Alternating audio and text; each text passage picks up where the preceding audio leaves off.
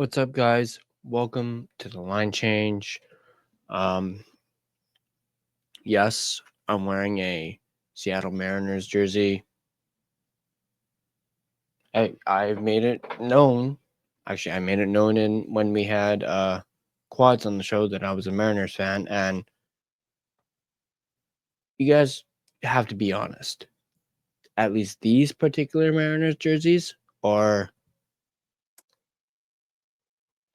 they're absolutely beautiful. For those of you wondering, it is a it is a whoops. Here, this real quick. It is a Griffey Junior. I got the matching hat, of course, as well. But this is the line change, not the Inside Jays podcast. So we're here to talk Vancouver Canucks. So let's go ahead and dive right into it. In this particular video, we're going to be talking about a offseason center trade target. I stumbled upon an article written by our friends over at Canucks Army, and it is, as I just mentioned, Canucks offseason center trade target or trade targets. But this is about one person in particular, and it is none other than excuse me, none other than Anthony Cirelli from the Tampa Bay Lightning. So we're going to dive into this article. We're going to talk about it and all that. We're going to, as I just mentioned, we're going to read the article, dissect it, and then I'll give my thoughts on it at the end. As I mentioned, it is from our friends at Canucks Army. It's written by Stefan Roget. Apologies if I mispronounce your name. I will leave a link to the article in the description down below, so you guys can either read along with me or you can read at your own merit. But before I dive into the article, let's go ahead and do my sponsor read. I'd like to, thank my sponsor first and foremost. Let me just pull up my sponsor. There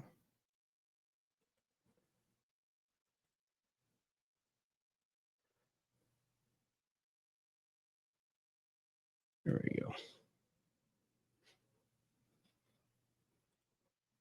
All right. So I'm going to do my sponsor read, and then we'll dive right into the article.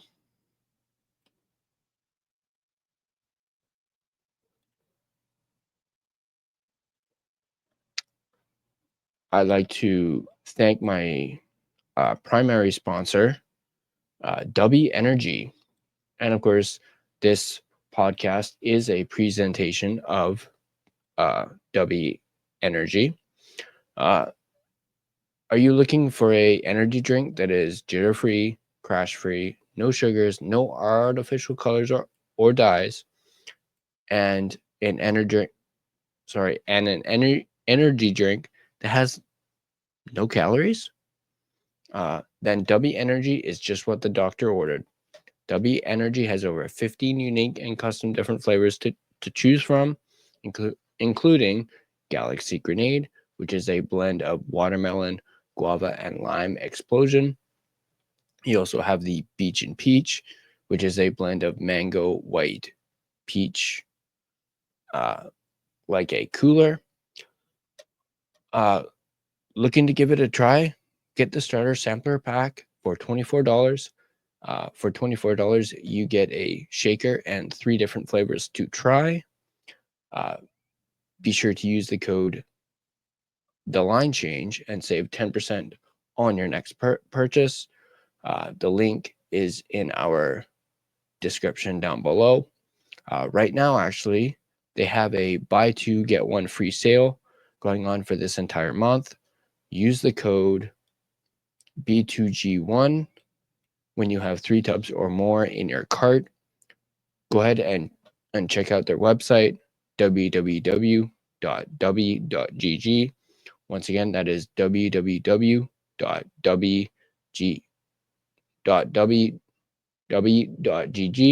Sorry. W Energy. Be better. Your taste buds' favorite energy drink.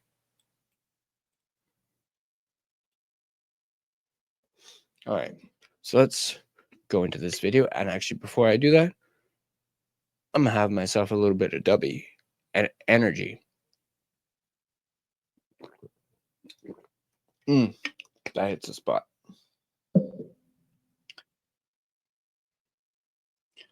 All right, so let's go into this article.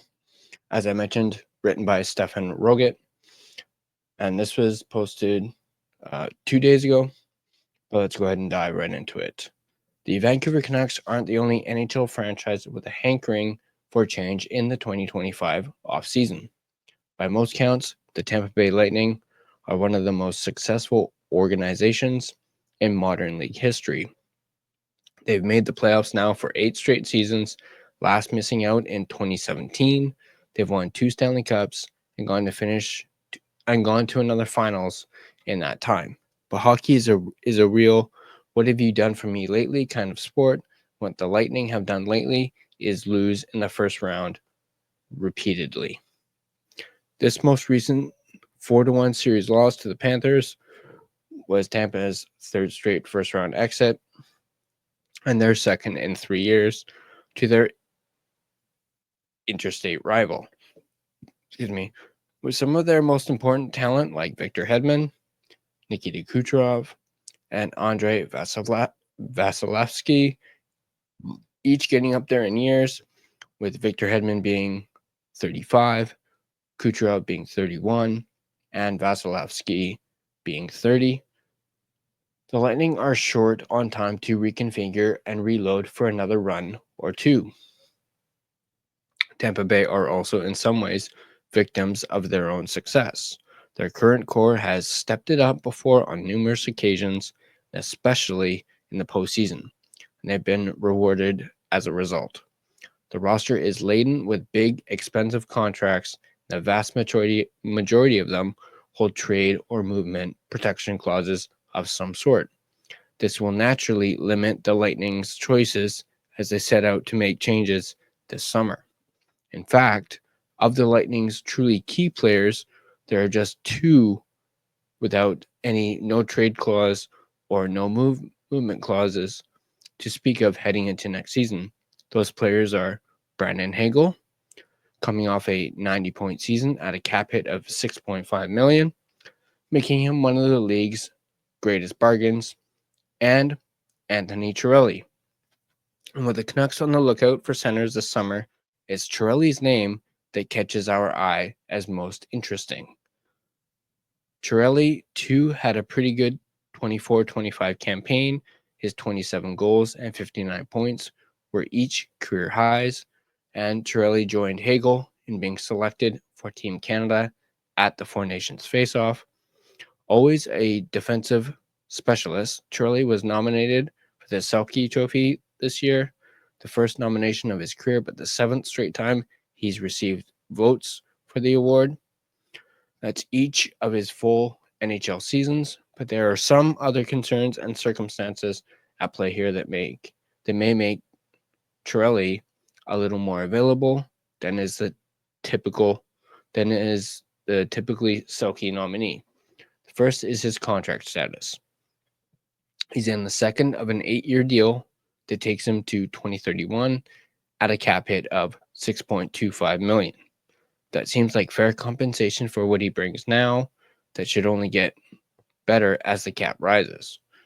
But Cirelli also has a full no trade clause that kicks in as of July 1 and no trade protection at all until then.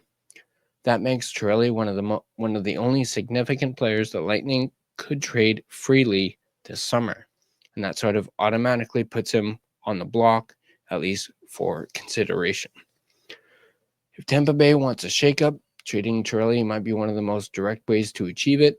There's also some concern to be had with Cirelli's playoff production. This past series saw him post just 1 assist in 5 games against the Panthers. The year before that, it was 2 points in 5 games against the Toronto Maple Leafs. It should be noted that the year before that, Cirelli posted 6 points in 6 first-round games against the Panthers, but that's literally his only playoff series in which he's posted anything greater than a half point per game rate.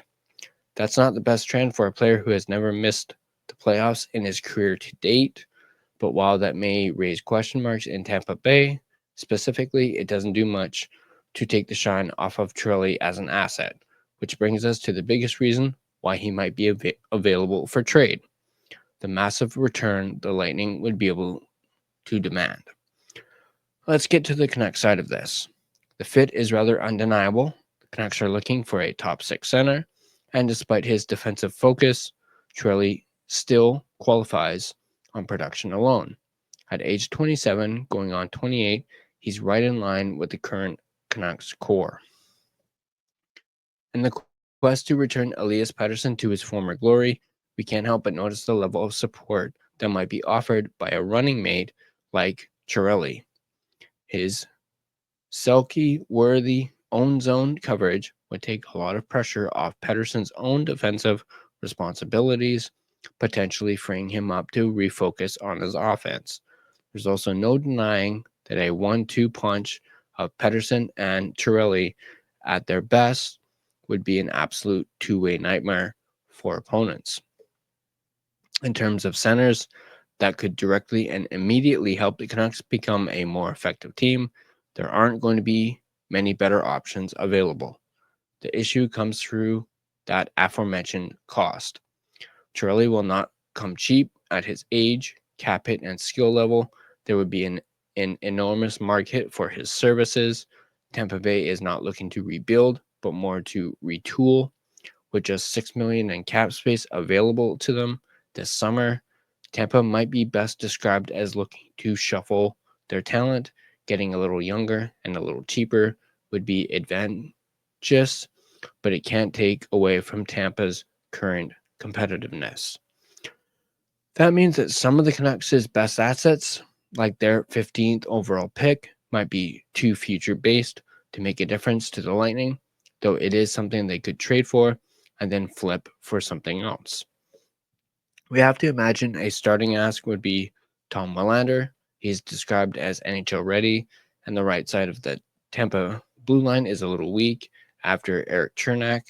Bringing in someone like Willander to start to be mentored at the NHL level by a senior Swede in Hedman sounds like a great succession plan.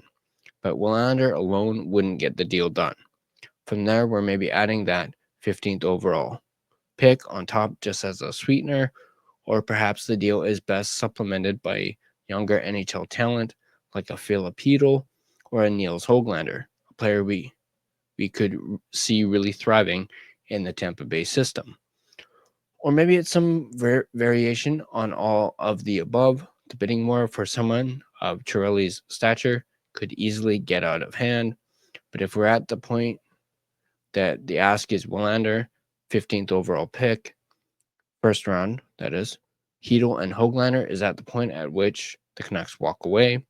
We find in Cirelli an ideal player for the Canucks, but perhaps not an ideal acquisition target.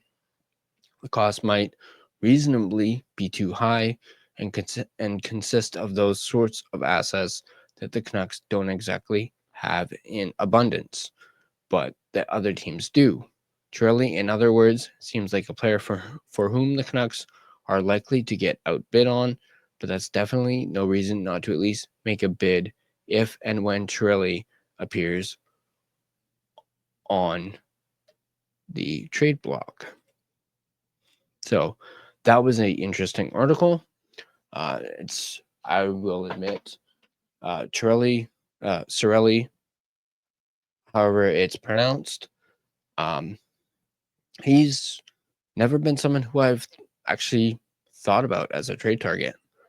So it's interesting to see this on Canucks Army.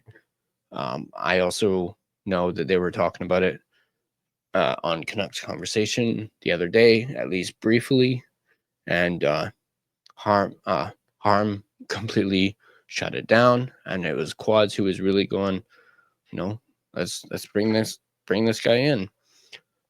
As far as what I think, I have to agree with what the article said, that I think, if the Canucks did attempt to try and get Cirelli, I think they would most certainly get outbid.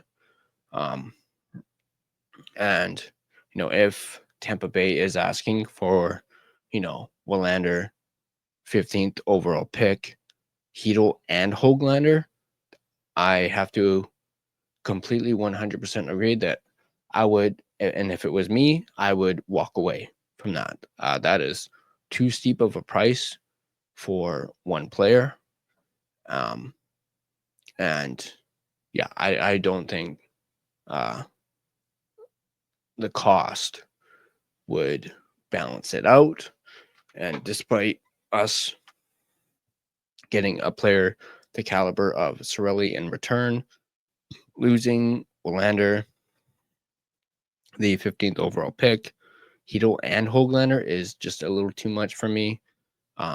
Maybe if Höglander was removed from the equation, I'd be, okay with it. But you can't give up Hedel and Höglander. Obviously, if you think about it, Hedel would obviously be the replacement for Cirelli in Tampa Bay if they went that route. But at the same time, would Tampa Bay even be interested in a Philip Hedel, due to his concussion history? Would they even, sniff at that? But still an interesting trade target. Now, obviously, hearing that he has his no trade kicks in on July 1st, same time as Pettersson's no move clause kicks in. But it's definitely an interesting, trade target for the Vancouver Canucks. I'll admit, despite me not, really thinking about Cirelli as a trade target, I will admit I actually picked him up in my fantasy league this past season, and I ended up, after I picked him up, I ended up keeping him for the rest of the season, and he actually really stepped it up for me and actually helped me win in my league. So I will say that. But that's gonna do it for this video. Let me know in the comment section down below what you guys think of Cirelli as a potential center trade target for the Vancouver Canucks this offseason. Do you guys like the idea of Cirelli? What are some of the trade packages that you would propose to Tampa Bay to try and snag Cirelli from them? Once again, let me know in the comment section down below. And as always, if you like this video, go ahead and hit that like button.